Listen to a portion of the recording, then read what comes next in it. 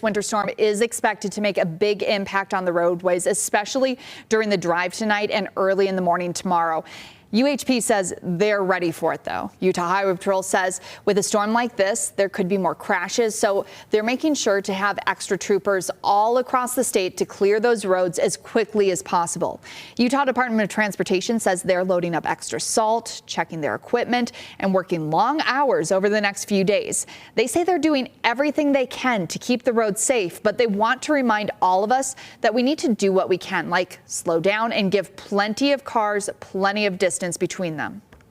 We've all got a little bit of that spring fever, excited for spring to come and ready for warmer weather, but we still have these snowstorms that happen throughout the late spring, and so we need to be prepared for those. And if you don't have to go out, or maybe you have options like working from home, they say tomorrow, well, that's the day to do it. Logan Canyon already has a few inches of snow, and Utah Highway Patrol is urging people to put off driving through the canyon tonight if at all possible. While UHP isn't anticipating the canyon will close to traffic tonight, they are still encouraging everyone to stay off the roads. Now, if you absolutely do have to travel, they say take it slow and only go if your car is winterized.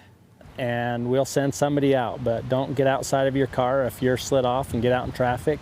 Maybe there is a bad slick spot there, and someone may just follow your tracks in and strike your car. So, again, Sergeant Kendrick says they don't expect that canyon to close tonight, but we are keeping track of it and we'll let you know if anything changes.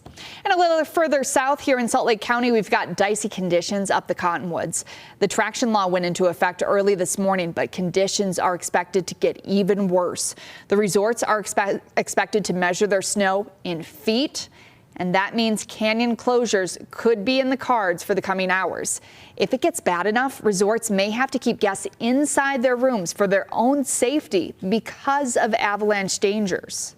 It might sound scary. It's actually pretty fun. You hunker down in your hotel room, watch the snow fall, and then when the mountain opens again, you are up here and among the first to get skiing and riding afterwards.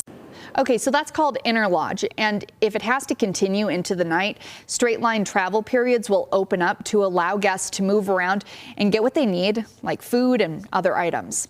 And across the Salt Lake Valley, roads are starting to get pretty slick out there. While Utah Highway Patrol urges people to stay off the roads, some people have no choice but to go out in those conditions.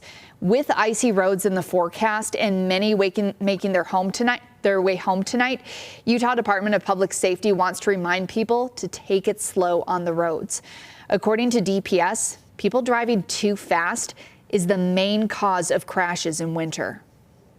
Try not to, because the conditions can get worse, and just if you have to go out, just be very careful, drive at a minimum speed possible, and try to make it back home safe.